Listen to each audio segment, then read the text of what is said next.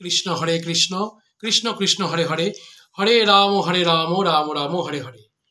আজ অতি পুণ্যতিথি। সমগ্র পৃথিবী জুড়ে বৈষ্ণব সমাজে আজকে একটি তিথি পালিত হচ্ছে। সেই তিথির নাম অরুণ ষষ্ঠী তিথি।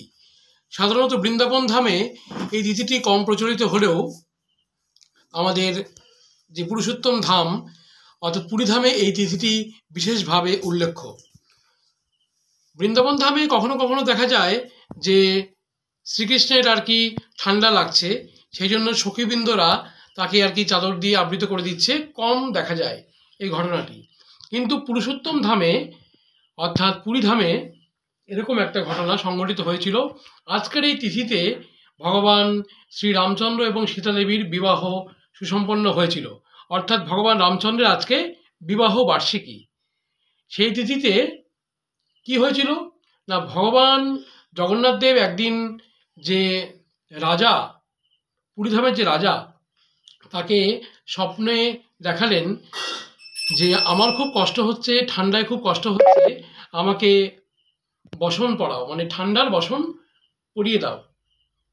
সেই সময় দক্ষিণ ভারত থেকে একজন ভক্ত সেই পুরীধামে আগমন করেছিলেন এবং তিনি সেই রাজা সেই কথাটি যখন স্বপ্নে যে জগন্নাথ দেখিয়েছেন সেই কথাটি যখন পুরোহিতদের মধ্যে ব্যক্ত করলেন, তখন পুরোহিতরা চিন্তা করলেন যে ভগবানকে তো আবৃত করতে হবে, ভগবানকে তো চাদর পরাতে হবে, ঠান্ডা লাগছে ভগবানের, তাহলে কোন তিথিতে পড়ালে ভালো হয়।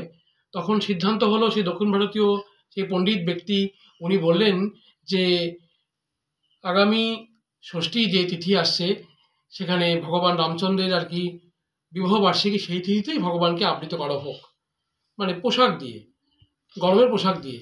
কিন্তু গরমের পোশাক কীরকম পোশাক পরানো হবে এই নিয়ে চিন্তাভাবনা হতে লাগলো। তখন আর কি আমরা সাধারণত দেখেছি যে আমাদের বাংলাতেও দেখা গেছে যে মাড়, মানে ভাতের যে মাড় দিয়ে কাপড়ে দেওয়া হতো এবং সেটাকে টান টান করে মেলে দেওয়া হতো, সেই যে ভাতের মাড়, সেটাকে অনেকে এঁটো বলে মনে করে এবং অশুদ্ধ বলে মনে করে।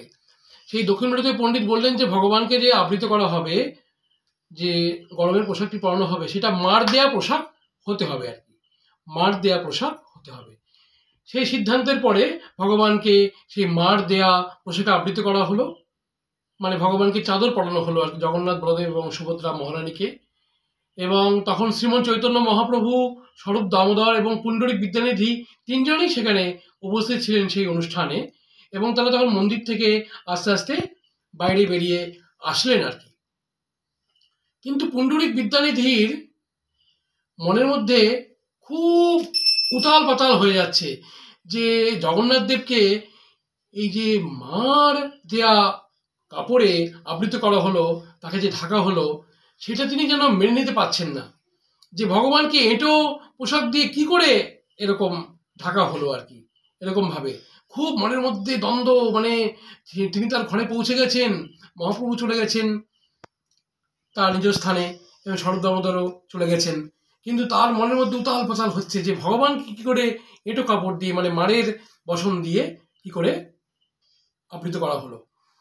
মাঝরাত প্রায় 2টো পার হয়ে গেছে, তখন জগন্নাথ এবং বলদেব ঠিক মন্দিরে যেভাবে আর কি বসে আছেন সিংহাসনে, সেই রূপে সামনে জলজল করছে একদম পুরো, সাক্ষাৎ এসে বলছে তুমি বেশি বিজ্ঞ হয়ে গেছো না, আমি স্বপ্নাদেশ করেছি রাজাকে যে এরকম ভাবে আমাকে আবৃত করার জন্য আমার ঠান্ডা লাগছে, আর তুমি ভাবছো যে কেন আমাকে এই মার মানে এঁটো বস্ত্র দিয়ে আর কি ঢাকা হলো। বলে বলদেব একদম 2 গালে পুণ্ডরিক বিদ্যানিধিকে একদম পুরো চড় মারতে থাকলেন, মারতে মারতে মারতে মারতে একদম পুরো তার গাল ফুলে গেল।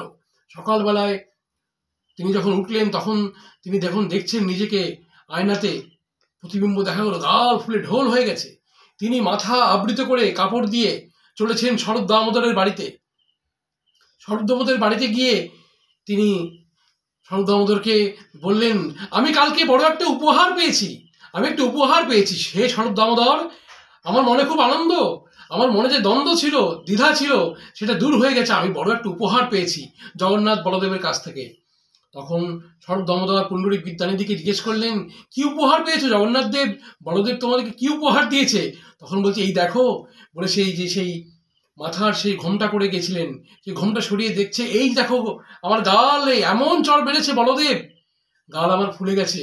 বলে, হরি বল, হরি বল, এত সৌভাগ্য তোমার যে তোমাকে সাক্ষাৎ বলদেব এবং জগন্নাথ দেখা দিয়েছে। এই খবর পৌঁছে গেল আমাদের প্রতাপরুদ্র রাজার কাছে যে এরকম ঘটনা ঘটেছে। সমস্ত রাজা এবং তার পারিষদবর্গ চলে আসলেন সবাই মিলে পুণ্ডরীক বিদ্যানিধিকে দণ্ডবত প্রণাম করতে, যে আমরা আমাদের কি দুর্ভাগ্যময় জীবন, আমরা এখনো জগন্নাথ দেবের সাক্ষাৎ দর্শন পাইনি, আর তোমার কাছে সাক্ষাৎ জগন্নাথ এবং বলদেব গিয়ে দেখা করেছে, তোমাকে কৃপা দান করেছে বলে সবাই পুণ্ডরীক বিদ্যানিধির কাছে এসে প্রণাম করতে লাগলো সবাই। তাই জন্য আজকের এই তিথিতে জগন্নাথ দেবের স্মরণ করুন। আজকে অরুণ ষষ্ঠী তিথি, এই তিথিতে যাতে আমরা সংকল্পবদ্ধ হতে পারি যে জগন্নাথের নাম শেষ জীবন অবধি যেন আমরা নিতে পারি। বলুন, জয় জগন্নাথ, জয় বলদেব, জয় সুভদ্রা মহারানী কি জয়। হরে কৃষ্ণ, হরি বল, রাধে রাধে।